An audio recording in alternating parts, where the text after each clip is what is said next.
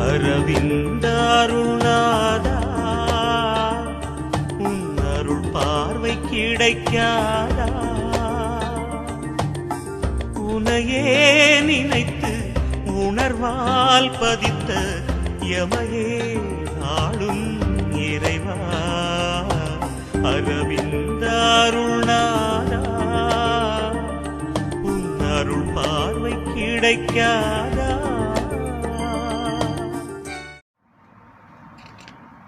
Book 2, The Book of the Traveler of the Worlds.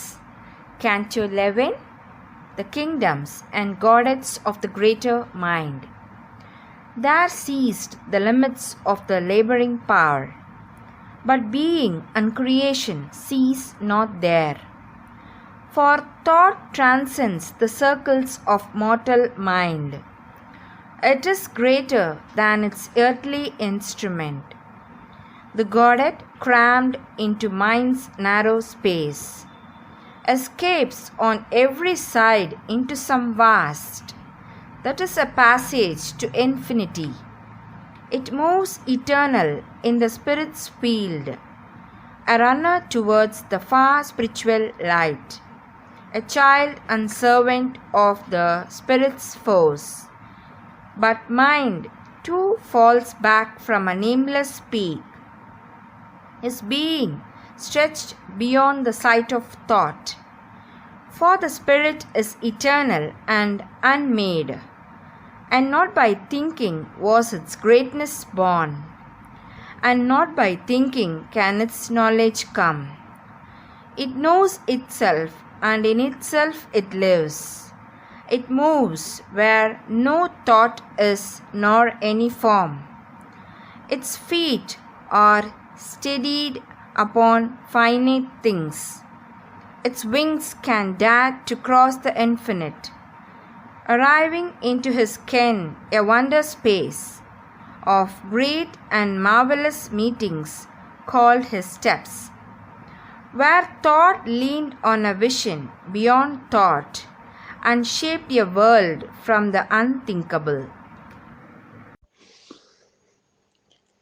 On peaks imagination cannot tread, in the horizons of a tireless sight, under a blue veil of eternity, the splendors of ideal mind were seen, outstretched across the boundaries of things known, origin of the little that we are, instinct with the endless more that we must be, a prop of all that human strength enacts, creator of hopes by earth unrealized. It spreads beyond the expanding universe. It wings beyond the boundaries of dream. It overtops the ceiling of life's soar. Awake in a luminous sphere unbound by thought, exposed to omniscient immensities. It casts on our world its great crowned influences, its speed that outstrips the ambling of the hours, its force that strides invincibly through time, its mights that bridge the gulf twixt man and God, its lights that combat ignorance and death, in its vast ambit of ideal space, where beauty and mightiness walk hand in hand, the Spirit's truths take form as living gods, and each can build a world in its own right. In an air which doubt and error cannot mark, with the stigmata of their deformity, in communion with the musing privacy of a truth that sees in an unerring light, where the sight falters not nor wanders thought, exempt from our world's exorbitant tax of tears, dreaming its luminous creation's gaze on the ideas that people eternity. In a sun blaze of joy and absolute power, above the masters of the ideal throne, in sessions of secure felicity, in regions of illumined certitude, for all those realms from our labor and yearning and call. Perfection's reign and hallowed sanctuary, closed to the uncertain thoughts of human mind, removed from the turbid tread of mortal life. But since our secret selves are next of kin, a breath of unattained divinity visits the imperfect earth on which we toil. Across a gleaming ether's golden loft, a light falls on our vexed, unsatisfied lives.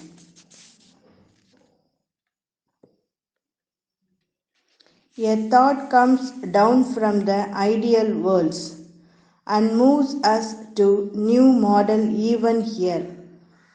Some image of their greatness and appeal, and wonder beyond the ken of mortal hope, amid the heavy sameness of the days, and contradicted by the human law, a faith in things that are not and must be, life's comrade of this world's delight and pain, the child of the secret soul's forbidden desire, born of its armor with eternity. Our spirits break free from their environment. The future brings its face of miracle near. Its Godhead looks at us with present eyes. Acts deemed impossible grow natural. We feel the hero's immortality, the courage and the strength death cannot touch. Awaken limbs that are mortal. Hearts that fail, we move by the rapid impulse of a will that scorns the tardy trudge of mortal time. These promptings come not from an alien sphere. Ourselves are citizens of that mother state. Adventurers, we have colonized matter's night, but now our rights are barred, our passports void. We live self exiled from our heavenlier home. An errant ray from the immortal mind accepted the earth's blindness and became our human thought, servant of ignorance. An exile, laborer on this unsure globe, captured and driven in life's nascent grasp, hampered by obscure self and treacherous nerve. It dreams of happier states and nobler powers. The natural privilege of unfallen gods, recalling still its old lost sovereignty. Amidst earth's mist and fog and mud and stone, it still remembers its exalted sphere and the high city of its splendid birth. A memory steals in from lost heavens of truth, a wide release comes near, a glory calls. A might looks out, a strange felicity.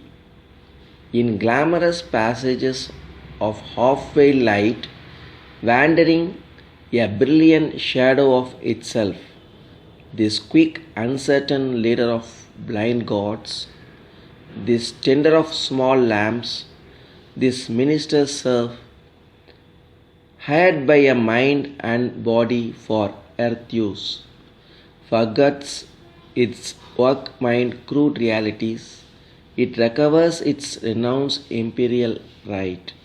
It wears once more a purple robe of thought and knows itself the ideal's seer and king, communicant and prophet of the unborn, here to delight and immortality. All things are real that here are only dreams. In our unknown depths sleeps their reserve of truth. On our unreached heights they reign and come to us in thought and muse, trailing their robes of light.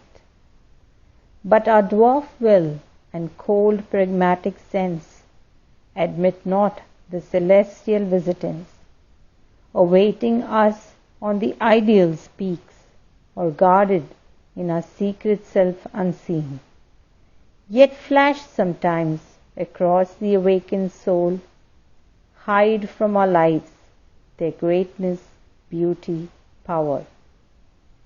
Our present feels sometimes their regal touch.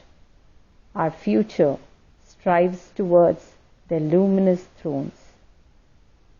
Out of spiritual secrecy they gaze, immortal footfalls in mind's corridors sound.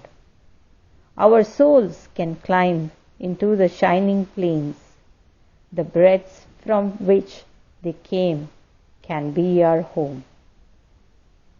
His privilege regained of shadowless sight, the thinker entered the immortal's air, and drank again his pure and mighty source.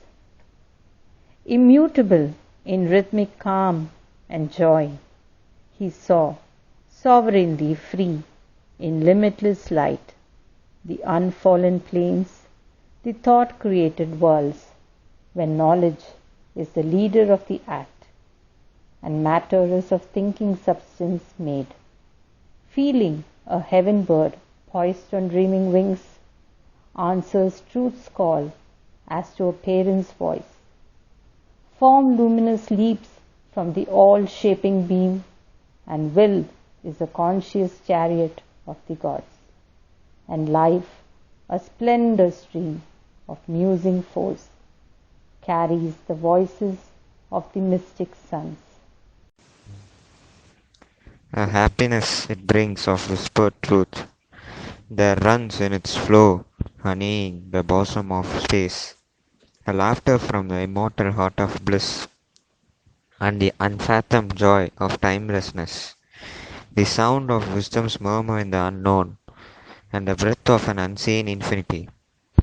In gleaming clarities of amethyst air, the chainless and omnipotent spirit of mind brooded on the blue lotus of the idea, a gold supernal sun of timeless truth, poured down the mystery of the eternal ray, through silence quivering with the word of light, on an endless ocean of discovery. Far off he saw the joining hemispheres, on meditation's mounting edge of trance.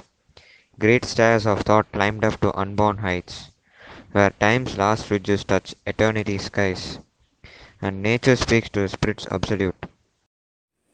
A triple dream of ordered thought came first, a small beginning of immense ascent. Above were bright ethereal skies of mind, a packed and endless soar as if sky pressed sky, buttressed against a void on passioned light. The highest strove to neighbor eternity, the largest widened into the infinite. But though immortal, mighty and divine, the first dreams were close and kin to human mind. Their deities shape our greater thinking's roads. A fragment of their poisons can be ours. These breadths were not too broad for our souls to range. These heights were not too high for human hope. A triple flight led to this triple world. Although abrupt for common strength to treat, its upward slope looks down on our earth poise. On a slant, not too precipitously steep, one could turn back, traveling deep descending lines to commune with the mortal's universe. The mighty wardens of the ascending stair, who intercede with the all-creating Word, there waited for the pilgrim heaven-bound soul, holding the thousand keys of the beyond.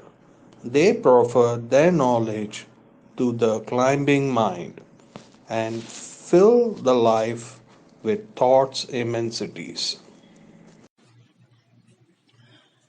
The prophet hierophants of the occult law, the flame bright hierarchs of the divine truth, interpreters between man's mind and God's, they bring the immortal fire to mortal men.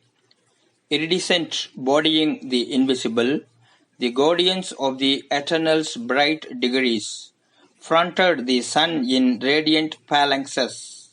Afar they seemed a symbol imagery, illumined originals of the shadowy script, in which our sight transcribes the ideal ray, or icons figuring a mystic truth, but nearer, gods and living presences.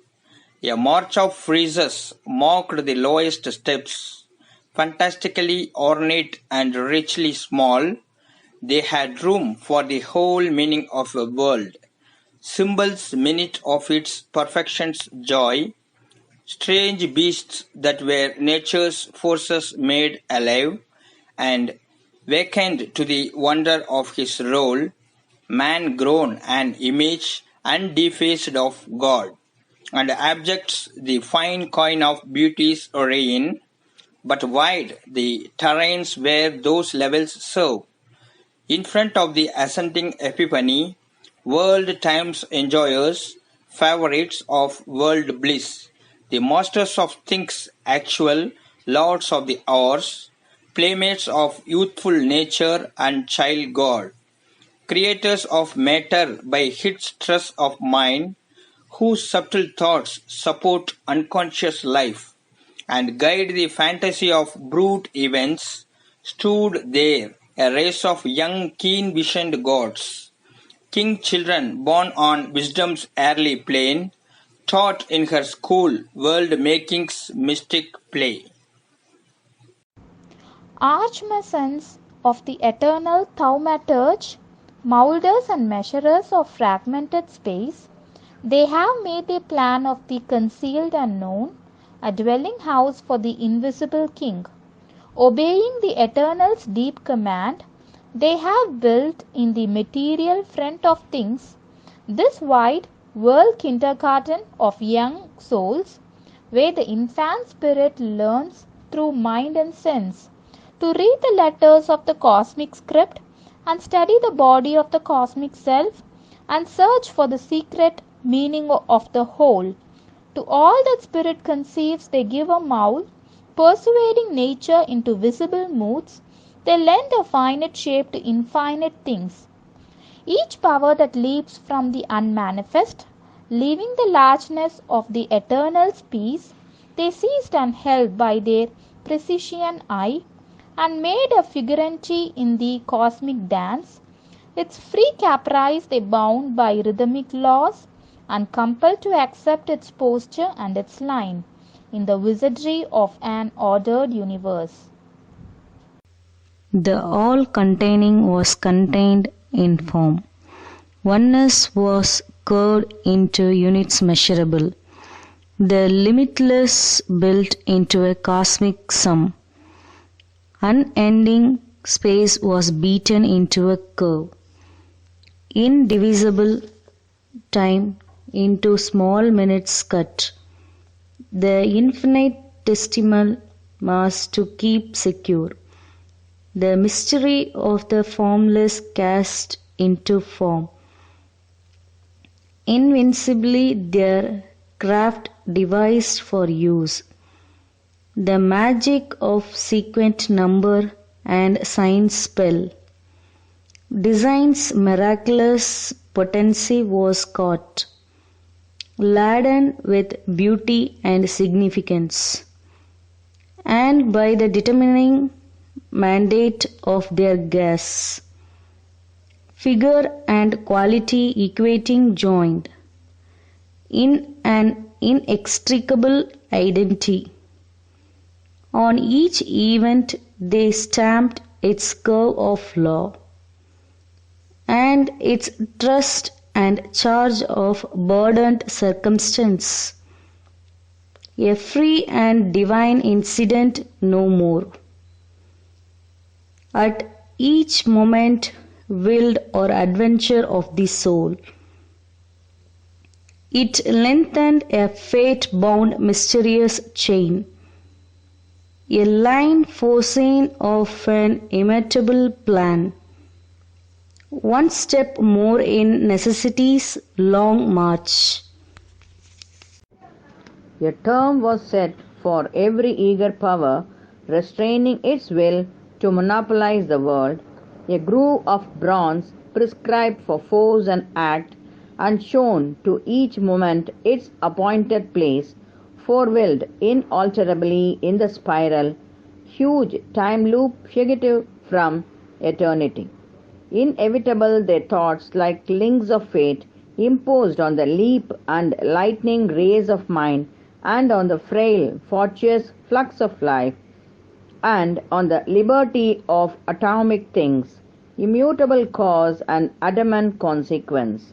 Idea gave up the plastic infinity to which it was born and now traced out instead small separate steps of chainwork in a plot, immortal ones now tied to birth and end, torn from its immediacy of errorless sight.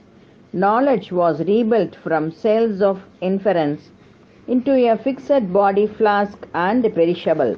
Thus bound it grew, but could not last, and broke, and to a new thinking's body left its place. A cage for the infinite's great-eyed seraphim thoughts was closed with the criss-cross of world laws for bars and hedged into a curt horizon's arc, the erased vision of the ineffable. A timeless spirit was made the slave of the hours.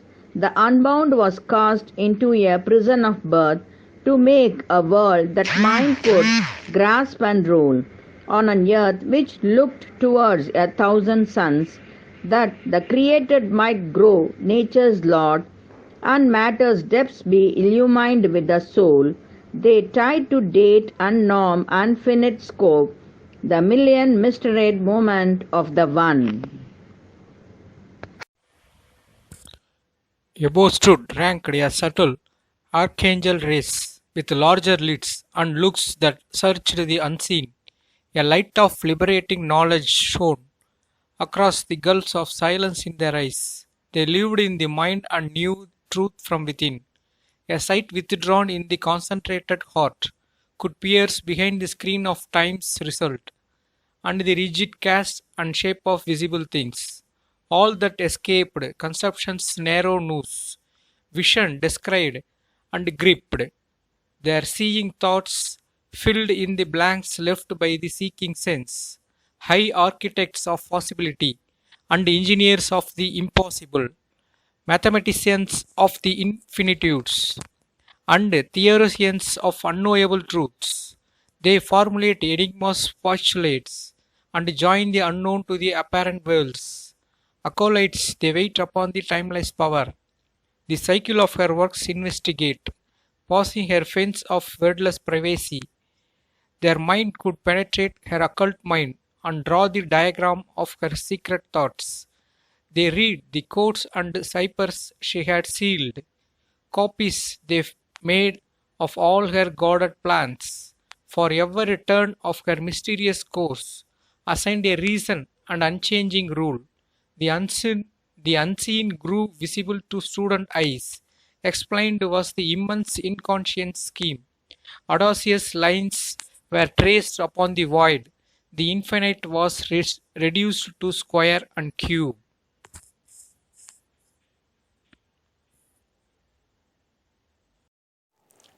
Arranging symbol and significance, tracing the curve of a transcendent power, they framed the Kabbalah of the cosmic law.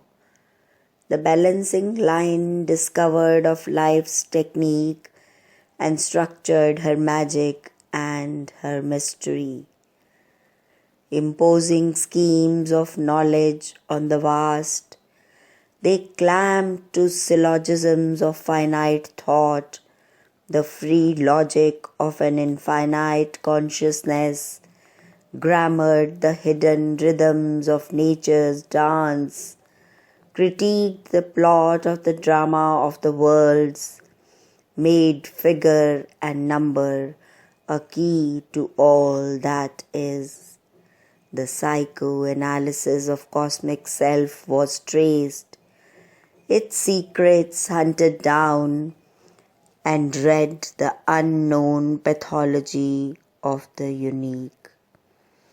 Assessed was the system of the probable, the hazard of fleeing possibilities, to account for the actual's unaccountable sum, necessity's logarithmic tables drawn, cast into a scheme, the triple act of the one. unveiled the abrupt, invisible multitude of forces whirling from the hands of chance, seemed to obey some vast imperative. Their tangled motives worked out unity. A wisdom read their mind to themselves unknown, their anarchy rammed into a formula, and from their giant randomness of force, following the habit of their million paths, distinguishing each faintest line and stroke of a concealed, unalterable design. Out of the chaos of the invisible's moods derived the calculus of destiny.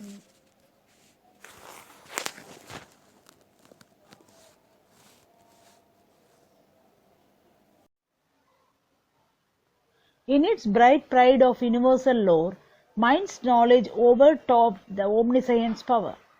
The Eternal's winging eagle puissances, surprised in their untracked empyrean, stooped from their gears to obey the beck of thought. Each masterized god forced to revealing form, assigned his settled moves in nature's game, zigzagged at the gesture of chess player will, across the checkerboard of cosmic fate, in the wide sequence of necessity's steps, predicted every act and thought of God, its values weighed by the accountant mind, checked in his mathematized omnipotence, lost its divine aspect of miracle, and was a figure in the cosmic sum.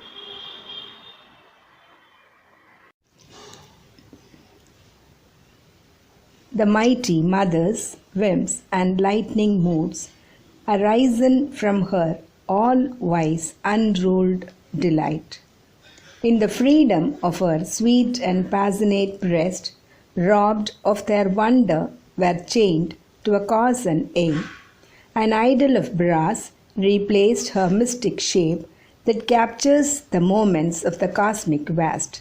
In the sketch precise of an ideal face, forgotten was her eyelashes' dream print.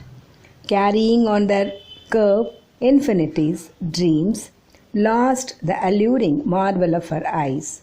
The surging wave throbs of her vast sea heart, they bound to a theorem of ordered beats. Her deep designs, which from herself she had veiled, bowed, self-revealed, in their confessional. For the birth and death of the worlds they fixed a date. The diameter of infinity was drawn, measured the distant arc of the unseen heights, and visualized the plumbless, viewless depths, till all seemed known that in all time could be. All was coursed by number, name, and form. Nothing was left untold, uncalculable. Yet was their wisdom circled with a knot. Truths they could find and hold, but not the one truth.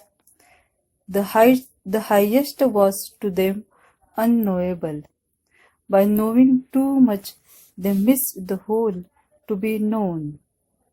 The fathomless heart of the world was left unguessed, and the transcendent kept its secrecy in a sublimer and more daring soar to the wide summit of the triple stairs. Bare steps climbed up like flaming rocks of gold, burning their way to a pure, absolute sky. August and few, the sovereign kings of thought, have made of space their wide, all-seeing gaze, serving the enormous work of time, a breadth of all-containing consciousness, supported being in a still embrace, intercessors with a luminous unseen, they kept in the long passage to the world. The imperatives of the Creator Self, obeyed by unknowing earth, by conscious heaven. Their thoughts are partners in its vast control. A great all-ruling consciousness is there. A mind unwitting serves a higher power. It is a channel, not the source of all. The cosmos is no accident in time. There's a meaning in each play of chance. There's a freedom in each phase of fate. A wisdom knows and guides the mysteried world. A truth gaze shapes its beings and events. A word self-born upon creation's heights. Voice of the eternal in the temporal spheres. Prophet of the seeings of the Absolute, sows the idea's significance in form, and from that seed the growths of time arise. On peaks beyond our ken, the all-wisdom sits.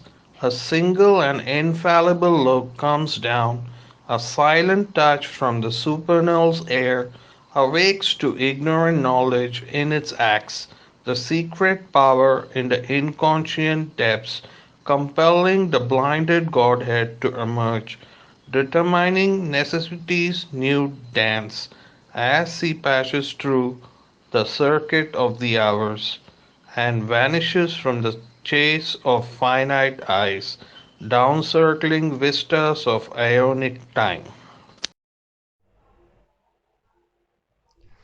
The unseizable forces of the cosmic world bear in their batchant limbs the fixity of an original foresight that is fate. Even nature's ignorance is truth's instrument. Our struggling ego cannot change her course, yet is it conscious power that moves in us. A seed idea is a parent of our acts and destiny, the unrecognized child of will. Infallibly by the truth's directing gaze, all creatures hear their secret self disclose, forced to become what in themselves they hide. For he who is grows manifest in the ears, and the slow godhead shut within the cell, climbs from the plasm to immortality. But hidden, but denied to mortal grasp, mystic, ineffable is the Spirit's truth. Unspoken, caught only by the Spirit's eye. When naked of ego and mind, it hears the voice. It looks through light to ever greater light and sees eternity inspiring life. This greater truth is foreign to our thoughts, where a free wisdom works. They seek for a rule, or we only see a tripping game of chance, or a labor in chains forced by bound nature's law, an absolutism of dumb, unthinking power. Audacious in their sense of God-born strength, these dared to grasp with their thought truth's absolute, by an abstract purity of godless sight, by a percept nude, intolerant of forms, they brought to mind what mind could never reach, and hoped to conquer truth's supernal base. A stripped imperative of conceptual phrase, architectonic and inevitable, translated the unthinkable into thought. A silver-winged fire of naked subtle sense, an ear of mind withdrawn from the outwards rhymes, discovered the seed sounds of the eternal word, the rhythm and music heard that build the worlds, and seized in things the bodiless will to be. The illimitable they measure with numbers rods and trace the last formula of limited things. In transparent systems, body termless truths, the timeless made accountable to time, and value the incommensurable supreme, to park and edge the ungrasped infinitudes, they erected absolute walls of thought and speech, and made a vacuum to hold the one. In their sight they drove towards an empty peak, a mighty space of cold and sunlit air, to unify their task, excluding life which cannot bear the nakedness of the vast. They made a sipper of a multitude, in negation found the meaning of the whole, and in nothingness the absolute positive. A single law simpliced the cosmic theme, compressing nature into a formula.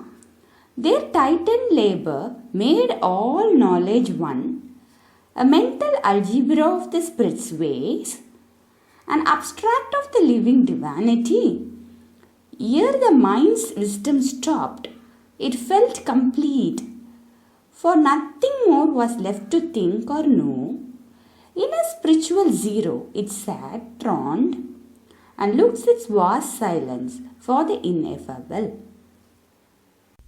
This was the play of the bright gods of thought, attracting into time the timeless light, imprisoning eternity in the hours. This they have planned to snare the feet of truth in an aureate net of concept and of phrase, and keep her captive for the thinker's joy. In his little world built of immortal dreams, there must she dwell mute in the human mind, an empress prisoner in her subject's house, adored and pure and still on his heart's throne. His splendid property, cherished and apart, in the wall of silence of his secret news, immaculate in white virginity, the same for ever and for ever one. His worshipped changeless goddess through all time, or else a faithful consort of his mind, assenting to his nature and his will, she sanctions and inspires his words and acts, prolonging their resonance through the listening ears, companion and recorder of his march, crossing brilliant tract of thought and life, carved out of eternity of time. A witness to his high triumphant star, her godded servitor to a crowned idea, he shall dominate by her a prostrate world, a warrant for his deeds and his beliefs. She utters his right divine to lead and rule. Or as a lover clasps his own beloved, Godhead of his life's worship and desire, icon of his heart-soul idolatry, she now is his and must live for him alone. She has invaded him with her sudden bliss, an exhaustless marvel in his happy grasp, an element, a card ravishing miracle, her now he claims after long rapt pursuit. The one joy of his body and his soul, inescapable, is her divine appeal, her immense possession, an undying thrill, an intoxication and an ecstasy, the passion of her self-revealing moods, a heavenly glory and variety, makes ever new her body to his eyes, or else repeats the first enchantment's touch, the luminous rapture of her mystic breast and beautiful vibrant limbs a living field of throbbing new discovery without end. A new beginning flowers in word and laugh. A new charm brings back the old extreme delight. He is lost in her, she is his heaven here. Truth smiled upon the gracious golden game. Out of a hushed eternal spaces leaned the great and boundless goddess, feigned to yield the sunless sweetness of her secrecies, incarnating her beauty In his clasp, she gave for a brief kiss her immortal lips, and drew to her bosom one glorified mortal head. She made earth a home for whom heaven was too small. In a human breast her occult presence lived. He carved from his own self his figure of her. She shaped her body to a mind's embrace. Into thought's narrow limits she has come.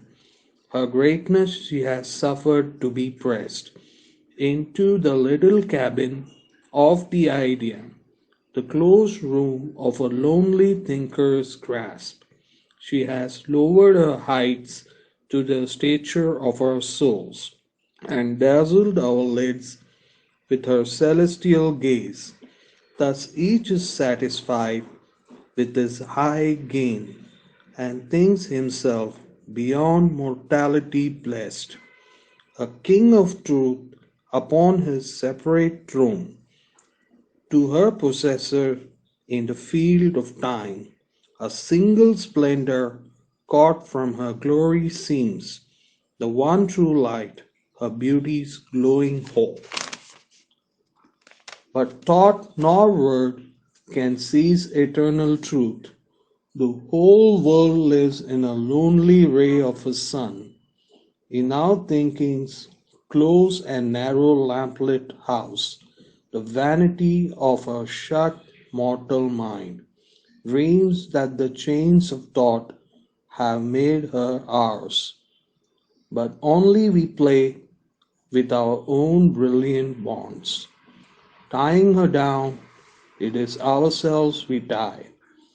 In our hypnosis, by one luminous point, we see not what small figure of her we hold. We feel not her inspiring boundlessness. We share not her immortal liberty. Thus is it even with the seer and sage, for still the human limits the divine. Out of her thoughts we must leap up to sight, breathe her divine, illimitable air, her simple vast supremacy confess, dare to surrender to her absolute. Then the unmanifest reflects his form in the still mind as in a living glass. The timeless ray descends into our hearts, and we are wrapped into eternity. For truth is wider, greater than her forms. 1,000 icons they have made of her, and find her in the idols they adore. But she remains herself and infinite. End of Canto 11. Om Namo Bhagavate Sri Arvindaya.